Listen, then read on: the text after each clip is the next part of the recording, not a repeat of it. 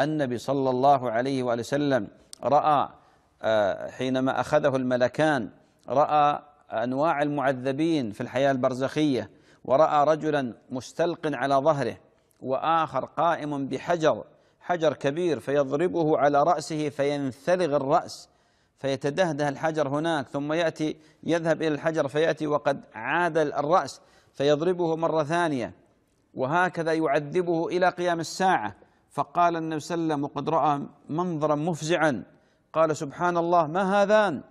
فقال الملكان هذا ملك، هذا اللي شايل الحجر هذا ملك، وهذا رجل، هذا رجل ينام عن صلاة الفريضة، ينام عن صلاة الفريضة حتى يخرج الوقت، يعني متعمد، يتعمد يقول أنا ما أصلي، أنام ومتى ما استيقظت أصلي، فيخرج الوقت. هذا يعذبه الله عز وجل في القبر بمثل هذه الطريقة. فذكري زوجك، خوفيه بالله. صلاة الفجر علامة على الإيمان، صلاة الفجر سماها الله قرآن، قال وقرآن الفجر إن قرآن الفجر كان مشهودا.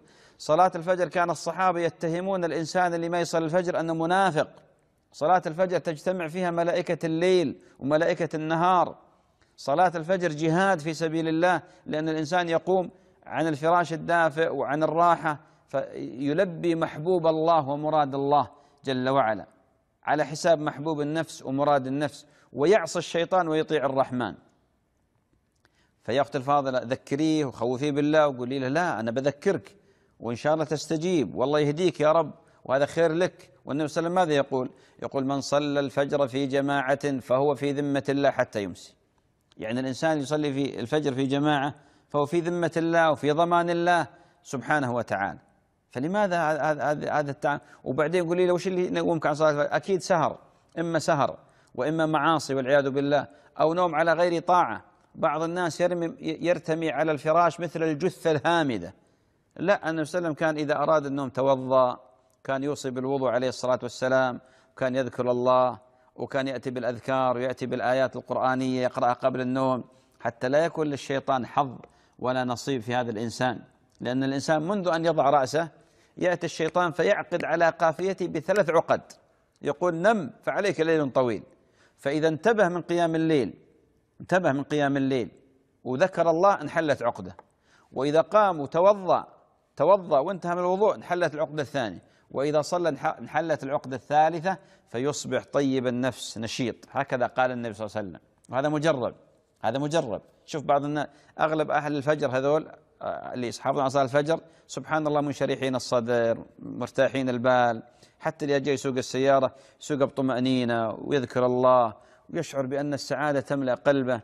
لكن الثانيين اللي ينامون عن صلاة الفجر يقول النبي صلى الله عليه وسلم وإلا أصبح خبيث النفس كسلان، خبيث النفس كسلان. بعض الأحيان الصباح لما تروح الدوام وكذا تشوف ناس كأنهم شياطين مثل الشيطان في السيارة وفي القيادة وفي الانفعال وعصبية. ليش؟ لأنه نايم عن صلاة الفجر، نام عن صلاة الفجر، ما خاف الله جل وعلا، خاف مدير الإدارة لأن بيخصم عليه، خاف أنه ما يوقع ولا يدخل الكرت، لأن هناك من يحاسبه من البشر، ونسي رب البشر إله الناس سبحانه وتعالى.